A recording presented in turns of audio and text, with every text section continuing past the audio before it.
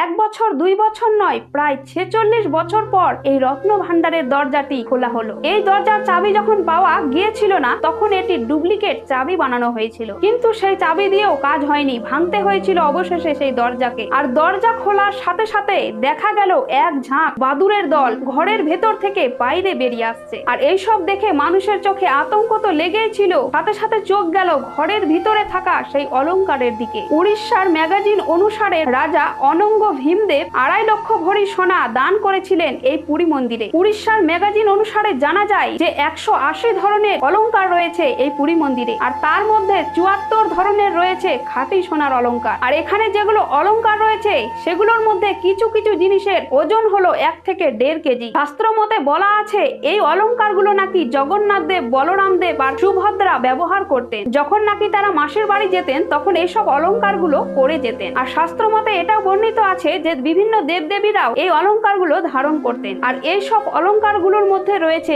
সোনা, হিরে, মতি, রূপো, চুনি পানার মতো আরো মূল্যবান পাথরের অলংকার। শোনা গেছে পুরীর রত্ন ভান্ডারে 180টি রূপোর অলংকার অথবা গয়না রয়েছে। আর শাস্ত্র মতে বলা আছে এই রত্ন ভান্ডারের বাক্সগুলোকে বিষাক্ত সাপেরা পেঁচিয়ে সুরক্ষা করতেন। এই রত্ন ভান্ডারের দরজা খোলা হলেও সমস্ত রত্ন ভান্ডারের বাক্স এখনো খোলা হয়নি। শেষ এই রত্ন ভান্ডারটি খোলা হয়েছিল 1978 সালে। তারপর থেকে বিভিন্ন বিঘ্ন আসতেই থাকে, কখনো চাবি হারিয়ে গেছে, কখনো আরো নানান রকম অজুহাত, বা কারো শরীর খারাপ হয়ে গেছে, বা বিভিন্ন ধরনের কাহিনী। তবে এতদিন ধরে যখন খোলা হয়নি, তাহলে হঠাৎ করে কি হলো যে রত্ন ভান্ডারটিকে খোলা হলো? শাস্ত্র মতে বলা আছে রত্ন ভান্ডারগুলোকে সাপেরা সুরক্ষা করতো, বিষধর সাপেরা। তাহলে দরজা খোলা মাত্র কেন বাদুড়ের দল এক ঝাঁক বেরিয়ে আসলো? বা ভেতরে বাদুড়গুলো যে এতদিন ধরে ছিল তাহলে তারা খাচ্ছিলই বাকি? শাস্ত্র মতে তো বলাই আছে এই রত্ন ভান্ডারের দরজা না খোলাই ভালো, আর যারা খুলবে তাদের শারীরিক ভাবে মানসিক ভাবে অসুস্থ হবে। কারণ সবাই জানে অর্থের লোভ সকলের আছে। হতেও পারে যে রত্ন ভান্ডারের দরজা খোলা মাত্র